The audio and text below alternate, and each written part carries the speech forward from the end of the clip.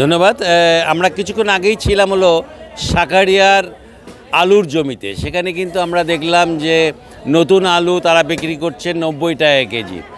সেই আলু কালীতলার বাজারে এসে বিক্রি হচ্ছে 140 টাকা কেজি, অর্থাৎ 50 টাকা কেজিতে বেশি। এটা এখন বলতে পারেন যে আলু, নতুন আলুর প্রতি মানুষের একটা আলাদা বলতে পারেন যে আলাদা চাহিদা থাকে, যে কারণে নতুন আলু কেনার জন্য ব্যস্ত হয়ে পড়ে। কিন্তু এতটা দাম বেশি কেন হবে? পরিবহন খরচ যদি ধরেন তাহলেও তো এত দাম বেশি হওয়ার কথা নয়। মধ্যস্বত্বভোগীরা কিনছে ওখানে 90 টাকা কেজি, সেইটা আপনার মহাস্থান বাজারে গিয়ে 100-110 টাকা কেজি।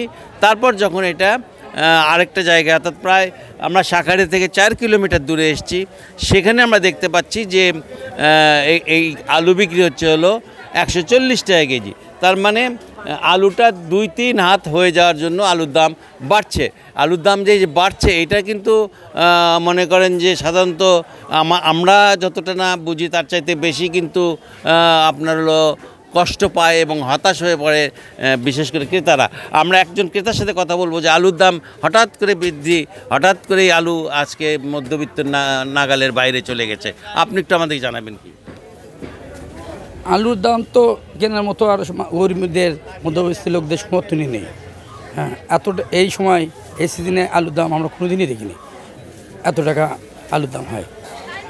শুনছিলেন আপনি যে উনি যেটা বলছিলেন যে এই সিজনে এই সময়ে আলুর দাম এত বৃদ্ধি পায় না, কিন্তু আলুর দাম যে বৃদ্ধি পেয়েছে এটা তো সত্য কথা। আলুর দাম আমাদের হাতের নাগালের বাইরে। তাহলে আমরা এই যে মধ্যবিত্ত, নিম্নবিত্ত, তাহলে আমরা কিভাবে আলু কিনে খাবো? এটা কিন্তু একটা বড় প্রশ্নই দেখা দিয়েছে। এই ছিল আপনার কালীতলা হাটের থেকে আমার সর্বশেষ সংবাদ।